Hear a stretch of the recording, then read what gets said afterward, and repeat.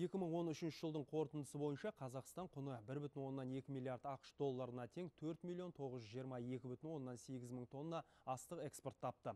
Биыл бұл көрсеткіш шамамен 7 миллион тоннаға дейін ұлғаюы мүмкін.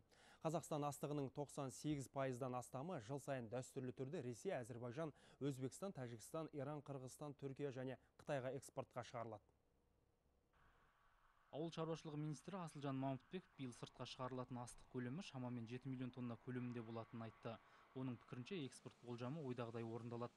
Кез келген экономикалық ықпалдасу сауда айналымын жақсартады. Бірақ біздің мақсатымыз өзіміздің дәстүрлі тұтынушыларымызға оңтайлы жағдай жасау екенін жеткізді министр.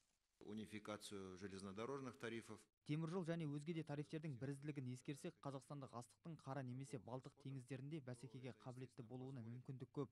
Бірақ Қара теңіз бен Балтық теңіздерінде астықты саудалау біздің мақсатымыз емес. Біздің стратегиялық міндетіміз астықты дәстүрлі нарықтарымызда сату және өзіміздің тұтынуымызға қажетті көлемде өндіру үшін астықтың егіс аумақтарын оңтайландыру. 2013 жылы Қазақстан әлемнің 20-дан астам еліне құны 1,2 миллиард долларға тең астық экспорттаған.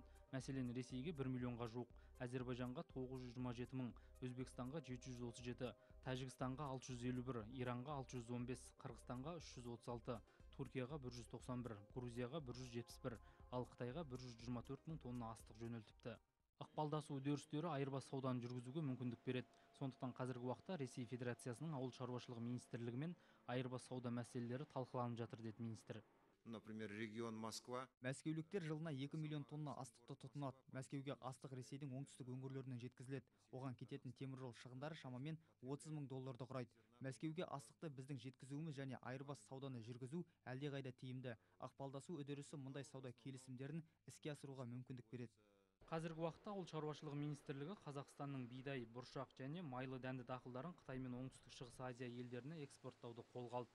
Астық жөніндегі халықаралық кеңестің мәліметіне сүйенсек, бір ғана Қытайдың өзі сырттан жылына 3-тен 8 миллион тоннаға дейін астық импорттайды екен. Сондықтан Қазақстан астығын Қытайға, сол арқылы Оңтүстік Шығыс Азия елдеріне жеткізу Қазақстанның астық экспорты нарығын ұлғайтуға зор мүмкіндік болмақ. Сондай-ақ Қазақстан Қытаймен шекаралас аймақта астық терминалын салуды жоспарлап отыр. Бұл Қазақстан астығын Қытай мен Шығыс Азия елдеріне еш кедергісіз жеткізуді қамтамасыз етеді. Жандос Жұмабек, Жасұлан Шәкенов, Астана.